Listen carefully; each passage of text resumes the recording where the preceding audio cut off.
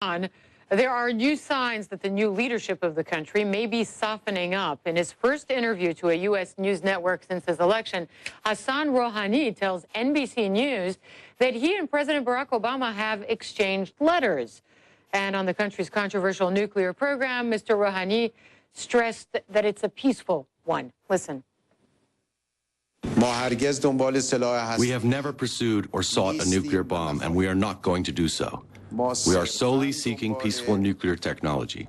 Can you say that Iran will not build a nuclear weapon under any circumstances whatsoever? The answer to this question is quite obvious. We have time and again said that under no circumstances would we seek any weapons of mass destruction, including nuclear weapons, nor will we ever. Well, this comes as 11 political prisoners were freed in Tehran on Wednesday. Among those was human rights lawyer Nasrin Sotoudeh, who was jailed for 3 years. She was initially sentenced to 6 years for, quote, security offenses. And then there were other signs as well. Is the window of opportunity opening for better relations with Iran?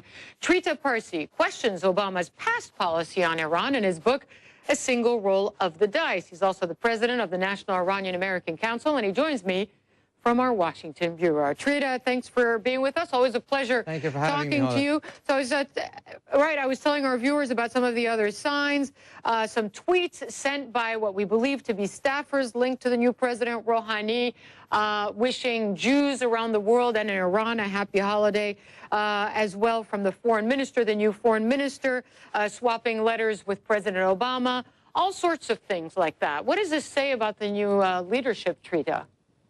I think they are quite aware that they have a very limited amount of time to be able to get some sort of a breakthrough, probably no more than 6 months. Essentially, the conservatives in Iran have been instructed that they're going to be on their best behavior. They're going to let Rouhani do what he can do without interference. If he succeeds, then obviously his maneuverability and time will extend. If he fails, however, then it's back to the old style in which the conservatives will show their inflexibility. So that's part of the reason I think you have such an aggressive media strategy right now by the Iranians. They're trying to make sure that they get some breakthrough very, very fast. And why is it such a small window, do you think?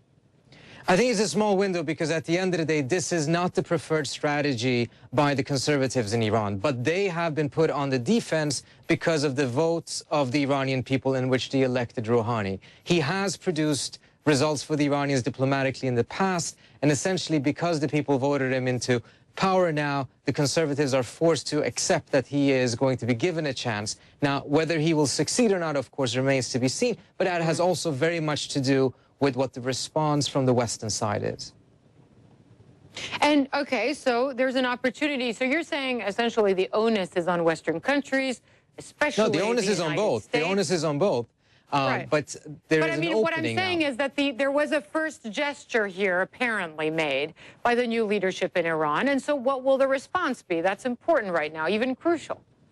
Absolutely. And I think what is quite positive is that from the White House side, there is a realization that this is quite an interesting opportunity. Obviously, they're going into this quite clear-eyed. They don't want to see anything that is used by the Iranians to play for time, etc. But there's also realization that of all of the different crises in the Middle East right now, ironically, Iran may actually be the lightest spot for the Americans right now. Now, there was a very interesting and an exciting moment, I think, in the Twitterverse and beyond, when staffers linked to the new president sent out, a tweet sort of to Jews in Iran and around the world. And this is a huge break in tone. We don't know about substance yet, but in tone with the previous president, Ahmadinejad. Absolutely. I mean, it couldn't be any clearer. Ahmadinejad wanted to shock the world with his statements, and he certainly did. And here comes Rouhani and kind of shocks the world as well, but by actually doing things that are viewed as positive and constructive. Of course, nothing is going to change in the larger scheme of things just because of a tweet. But, perhaps a diplomatic journey these days has to start with one small tweet. Right, and the foreign minister as well, wishing Jews happy Rosh Hashanah, etc. Now, one of the things you talk about are the conservatives in Iran, but the president of Iran is saying he's doing this with the blessing of the supreme leader. He's making a point of communicating that message. Absolutely, and I think right now he does have it, but he doesn't have it indefinitely. He has it for a limited period of time in which he has to prove that his approach, his diplomatic approach, can yield better dividends for Iran than the theatrics and the inflexibility of the Ahmadinejad government. I think the release of the political prisoners yesterday was part of a way for Rouhani to show that he can deliver. And regarding nuclear talks, this is going to be very important. Now we have the United Nations General Assembly coming up in New York in just a few days. It's going to be an opportunity, there's no meeting scheduled, obviously, but an opportunity there for perhaps lower-level conversations between Iran and the United States? It might actually not be that low because just today the White House signaled that even though they're not planning for a meeting between Obama and Rouhani, they're not excluding the possibility that there could be some sort of a run-in in the halls.